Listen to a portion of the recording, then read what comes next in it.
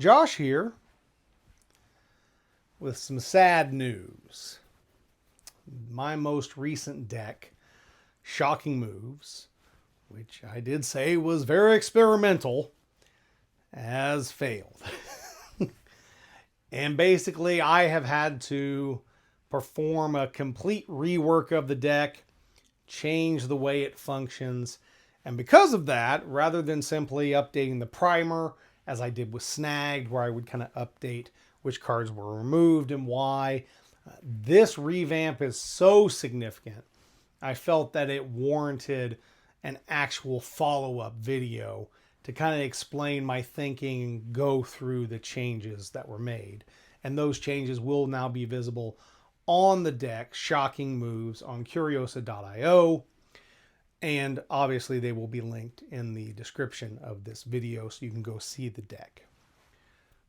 So just the overall change was that the minions have been gutted pretty significantly to allow for a much stronger focus on utilizing the avatar, utilizing its ability, moving around the board, and making it your primary way to remove any threats on the board and win the game. This also had some other things, the things that I learned while playtesting the deck. You've got to get to 5 mana. This deck needs 5 mana. It needs it as quickly as possible. And so that means that playing the deck requires a lot more thought in relation to site placement. And also, because you've got to get to 5, it really changed a lot of the cards that I also added as part of the gutting of the minions, the things that replaced it. But going back to site placement, if you are looking across at an opponent who is playing something that looks like it's probably aggro and they're going to want to get to you quickly, there is a very good chance, unless you have, say, Perilous Bridge or Bottomless Pit or the Great Wall in your starting hand, that you may need to build on your back line initially. Now, there are risks with this. Your opponent can cut off your mana base. Right now, there's not a ton of site destruction in the game other than the Pathfinder site destruction deck. So hopefully you won't run into something where your mana base is crippled.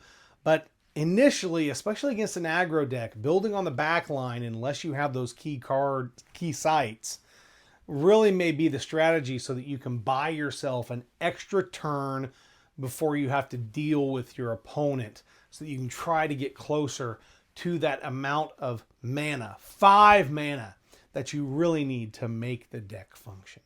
So those are kind of the overall arching changes, but now just to dive in to the actual changes themselves. So the big thing, the gutting of the minions. Let's start there. All the Cloud Spirits are out. All the bats are out. And the card that hurt me the most to remove, all the Wind Sylphs are out. And I was so sad that I had to remove all the Wind Sylphs. I wanted to make that card work so badly. But with 1 health and with all the deserts, there are just so many deserts. And the Wind Sylph, in order to really function, has to go into your opponent's realm to move stuff. So it just got pinged with deserts, and it could never stick around to help. And I hate that. I would love, if Wind Sylph had 2 power, it could have worked. I feel like it could have worked. But it only has 1 power.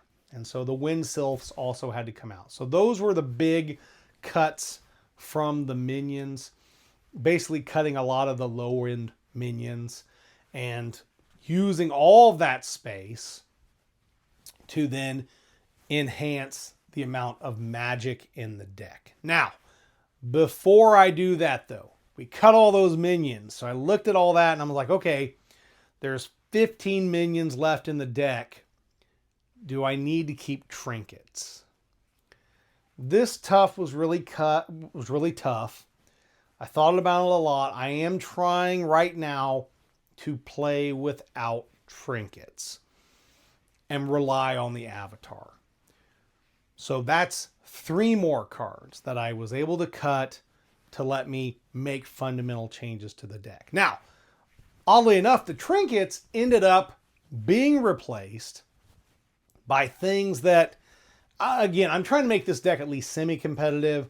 So I made some concessions and I put some things in and I was like, man, I don't want to, but I did.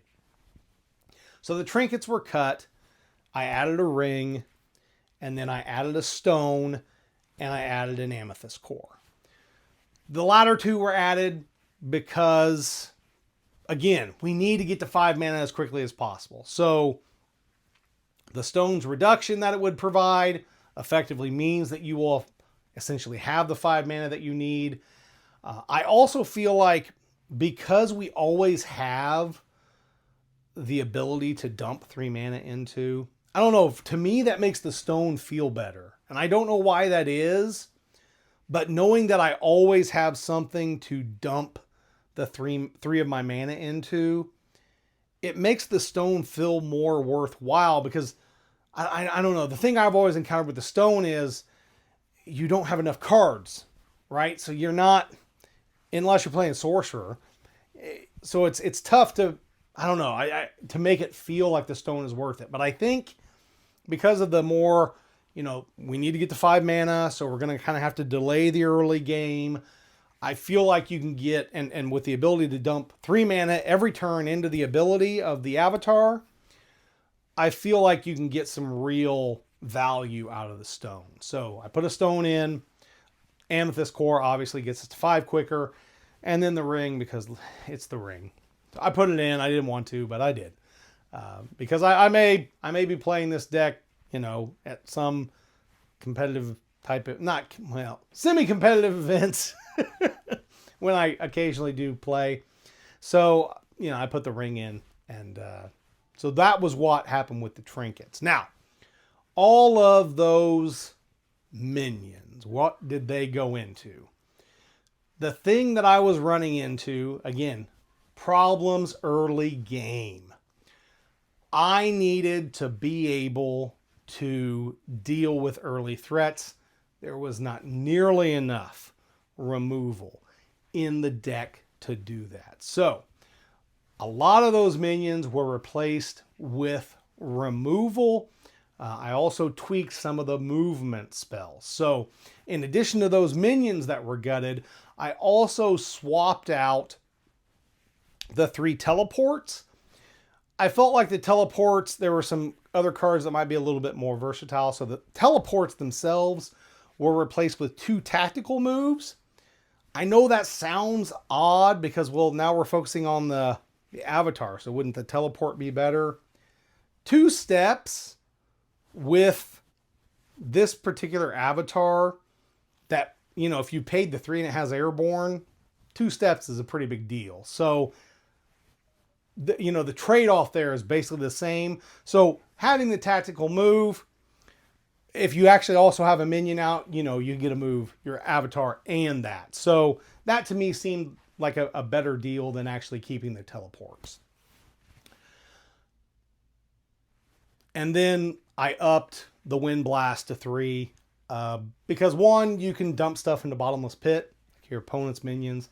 Not a fantastic use of it, but it is some removal that I didn't have. It's an option that's there. So there is that. Also, the movement lets you move the avatar with the Wind Blast 2 if you need to. So just bump those up to 3. That's what happened with the teleports. Now the minions that were removed, all the things that came in for them, most of it was removal. I added 3 Cast into Exile. I want to love Cast into Exile. Obviously. I want to love it. If it just didn't have that restriction that it had to be on an allied site, I think Cast into Exile would see so much additional play. But there just are some better hard removal options out there. Though if you're playing mono air, there's not necessarily. So I went ahead and put 3 Cast into Exile in the deck. So those are in there. In addition, I also added 2 arcane barrages, 2 lightning bolts, and 2 arc lightnings. Now, I want to talk about the arc lightnings because I know everyone's saying, Josh, you're missing the obvious hard removal card in air. I know I'm missing it. You know I don't want to use it. But Josh, you should use it. I don't want to use it. Please don't make me. Yes, I know I should use Chaos Twister. I know. All right? I know. But I don't want to.